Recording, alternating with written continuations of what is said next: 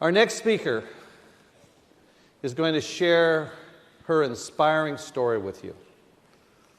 It was against all odds that Naomi Duke found great success in her career and in her personal life. It took perseverance, it took tenacity, and it took a strong belief in herself and her abilities to overcome what you will hear are tremendous challenges. And while Naomi's story illustrates how important it is to have faith in oneself, it also shows how our lives can change when others have faith in us. Put your hands together and welcome Naomi Duke.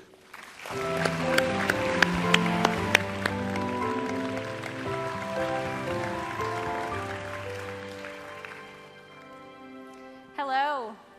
Good morning.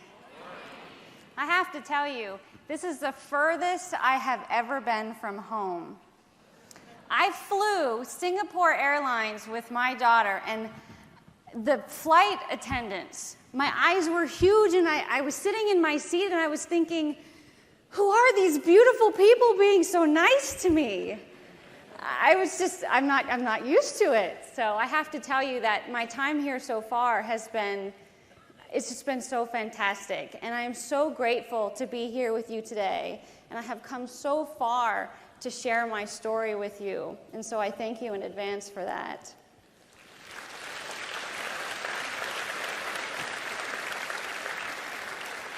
Six years ago, I put an ad in the newspaper.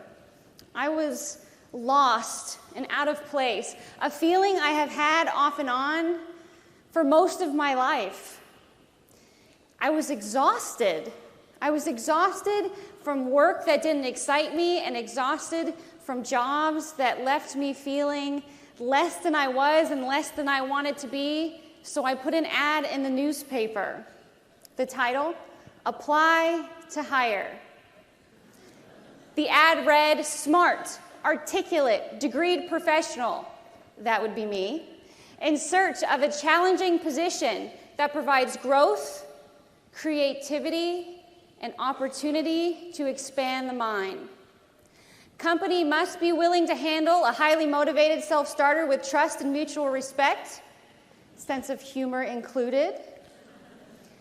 Company in search of run-of-the-mill drones need not apply. Ladies and gentlemen, a little bit of advice. A little courage and some initiative almost always pays off. I received dozens of calls from employers, each one intrigued, but few with the confidence to take a chance on me. You see, that ad did something unexpected. It reversed the roles a little bit. It caused those companies to have to look inward on themselves, mark their own progress, check their own success, and then make the decision if they were ready to handle someone like me, the challenge of someone like me, a notion that caused many to take a step back. One such call came from a 74-year-old life insurance agent, and following the longest interview I have ever been on in my life, 3 long hours. Now, I don't know how you do it here in Asia, but in America, our men have a tendency to go on and on and on. I apologize if I have any fellow Americans in the audience. But after 3 long hours, he said to me, Naomi, I like you. How would you like to work in the financial services business? To which I said, sir, I like you too. How would you like to hire someone that knows nothing about financial services? He said, Naomi, you could be great, but first, and there's always a catch, isn't there? He said, but first, you will have to meet my son, and he will make the decision. So 3 long hours negotiating for a career I knew nothing about. And now I have to meet the son. Reminds me of some good advice many of you were probably taught very early on in your career. Save yourself some time. Make sure the decision maker is actually in the room before you negotiate. So the apple not falling far from the tree, I spent another hour and a half with the son. And afterwards, they both turned and they said to me, Naomi, if you are willing to learn, we will teach you. You will learn it all and fail, or you will learn it all and succeed, but either way, it will be up to you. I don't think those men truly knew the fire I had inside of me. I don't think they truly understood how far I had come and how far I was willing to go at the chance of something great. I grew up in Pennsylvania, the middle child sandwiched between two very feisty and independent sisters. My parents, my mother and my father, both having had hard lives of their own, were, as a result, poor of mind, poor of spirit, poor of joy, and unfortunately never really built to be parents. My father suffered, although at the time it was undiagnosed, with paranoid schizophrenia, an illness he tried desperately to hide from the world in quiet, numbing his soul with so very many bottles of alcohol. My father was an immigrant who served unsuccessfully in our military. He was out of place in a foreign land, in a cloud of voices. My father struggled to cope with each brand new day. "Blue eyes," he would say to me, "don't you look at me like that. Baby, don't look at me like that. You don't understand how hard life is. You do not understand how hard it is out there for me." But we, even as small children, did understand. We understood, as one learns to understand, that a storm is coming. Like the dark clouds that form in the sky, we could see those clouds cross his eyes. We would watch as that tornado would build deep within him. My older sister and I, we would link arms, and we would watch my mother brace herself against the fury of all that anger and frustration. We understood how hard life was as we saw what was left of her after every storm passed.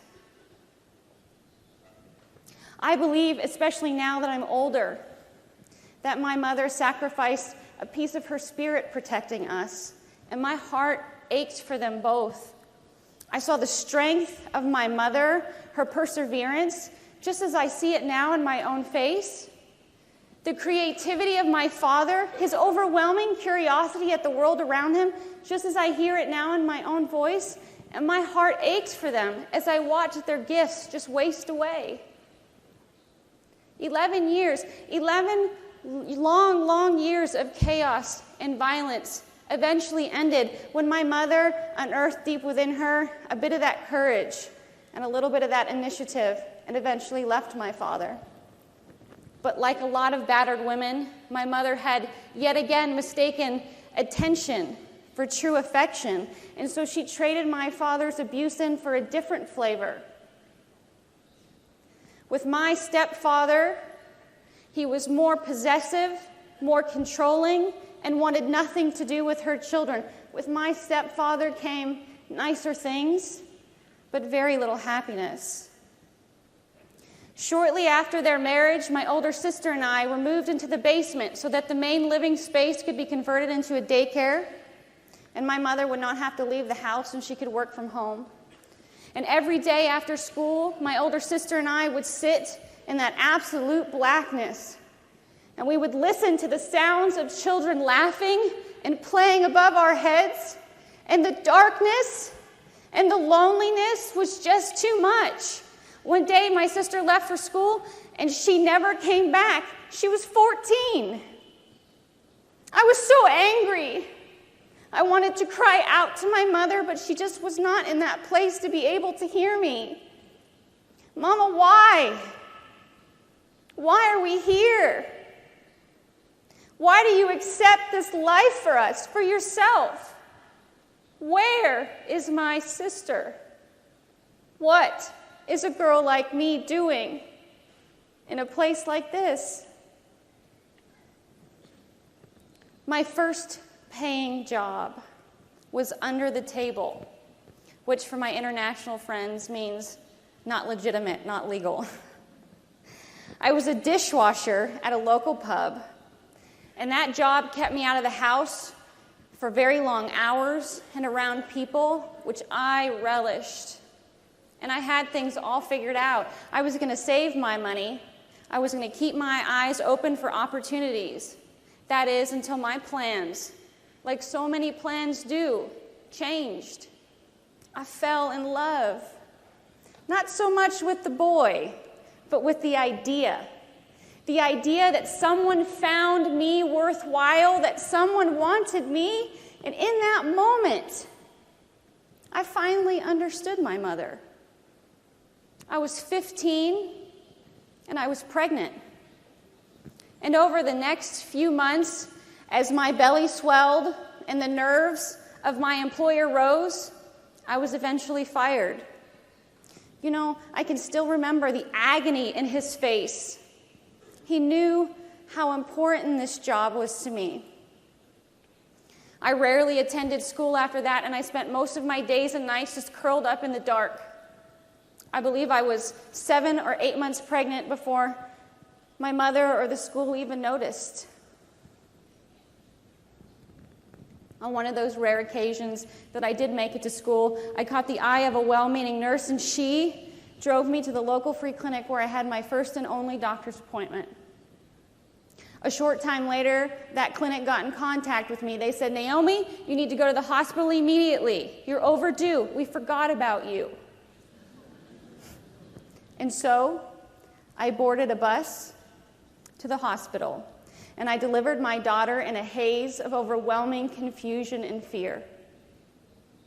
My beautiful baby girl and I checked into our first homeless shelter not long after that. Where am I supposed to go now? What am I supposed to do?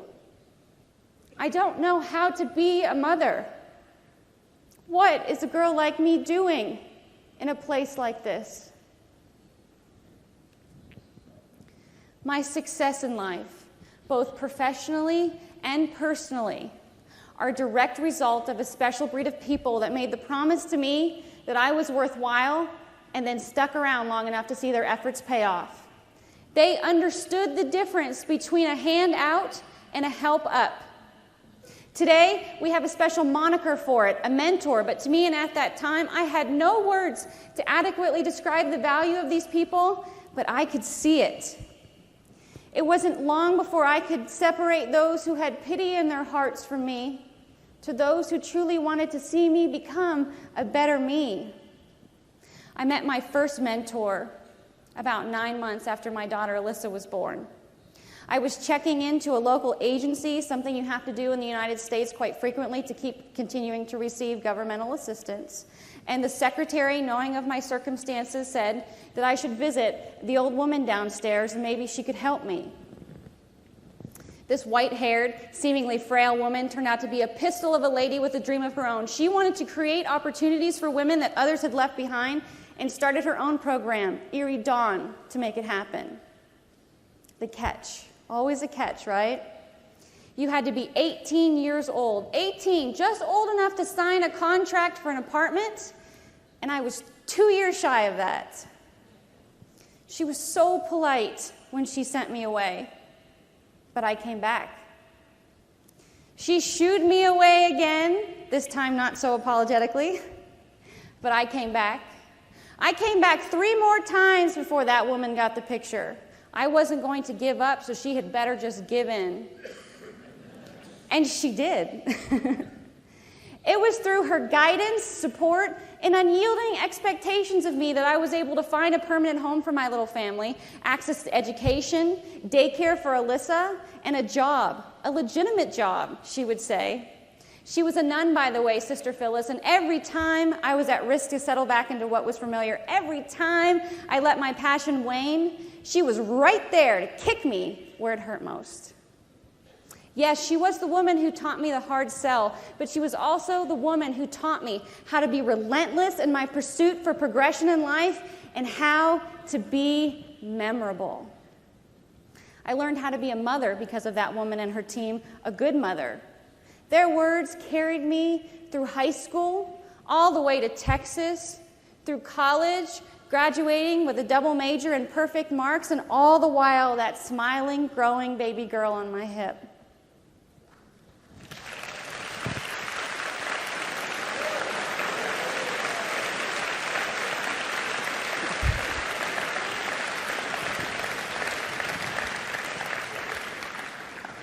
After graduation, my little family and I moved to Houston, Texas, and unimpressed with my work, my mentor's voice rang in my ears and my family encouraging me all the while to just be brave, challenge yourself. And so, on a whim and quite impulsively, that ad I told you about, Apply to Hire, was born. And you know what? I took that 74-year-old man and his son up on their offer. You know, many people that meet me, whether they're clients or they're friends, are often very surprised when they hear about my background. It is a story that I have protected and shielded for so long. And I remember that a good client of mine heard my story for the first time, and he said to me, Naomi, it's unbelievable to have been through all that violence, to have been without a home and with a child. It must have been so difficult. And he was right. It was so hard. But it's not the hardest thing I have ever done in my life. I'd like to show you something.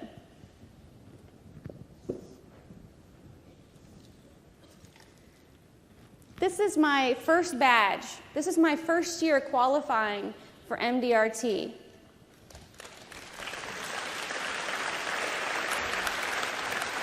I worked so hard to get here. I sat in the seats and watched my first main platform. And I have to tell you, I heard a woman that I saw in the program when I signed up for this, and I'm just over the moon about it. I listened to Consuelo Castillo Kickbush for the first time, my first meeting, and I could barely breathe. I was so excited. It was a life changer. You know, they say it's hard to make it to MDRT. I can tell you it's much harder to make it back.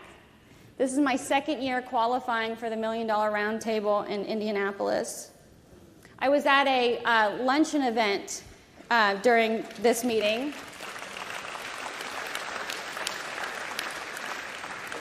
And someone taps me on the shoulder, and I turn around, and who is standing right behind me would be Tony Gordon.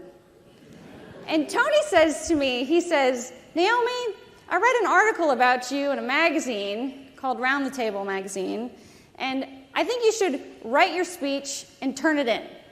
And I said, yes, sir, I will do that. You know, attending the $1 Million Roundtable meetings, they're game changers, they're life changers, and that has happened to me every year I have attended. Year 3, there is a great motivational speaker by the name of Les Brown. I don't know if any of you have ever heard of him, but he says that in each one of us, there is greatness yet to be uncovered.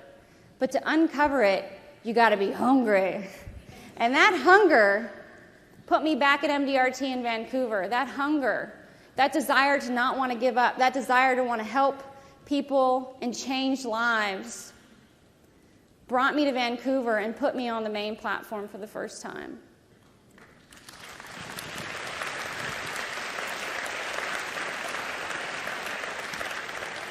And now, being the farthest I've ever been from home, in a city I can't imagine a better city to have traveled to, with you here in Singapore, looking forward to seeing all of your faces again this summer in Atlanta.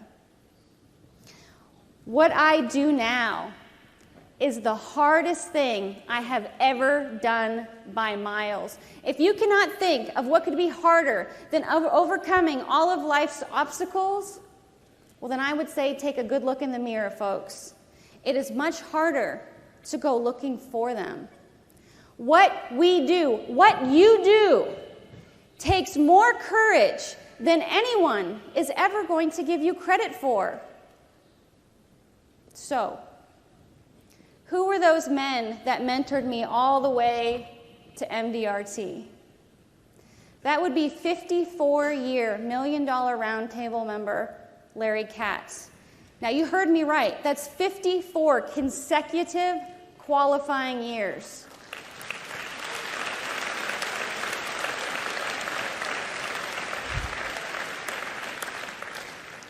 And what about that son?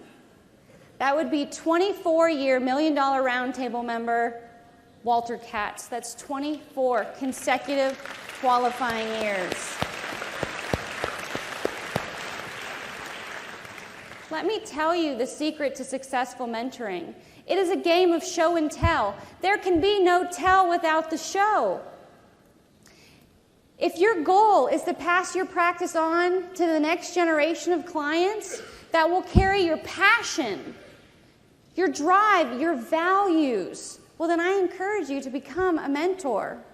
The Katzes became better advisors when they made the decision to give through teaching, and not just to me, but to others along their way. These men showed the courage to be great and pass it on. They took a chance on me, and it paid off for them both personally and financially. I am proof. My success has become their success. I am so honored to be here with you today. But if you had told me 10 years ago that I would become a court of the table member of the $1 Million Round Table, if I would become a successful financial advisor, if I would become a mother to a 16-year-old whose talents and gifts continue to amaze me, if I would reconnect with my sisters, which I have, and they are incredible women, if I would see my mother develop into a phenomenal grandmother, which she has, I would have said, not likely. But now I can tell you that I am exactly where I am supposed to be, and I love what I do.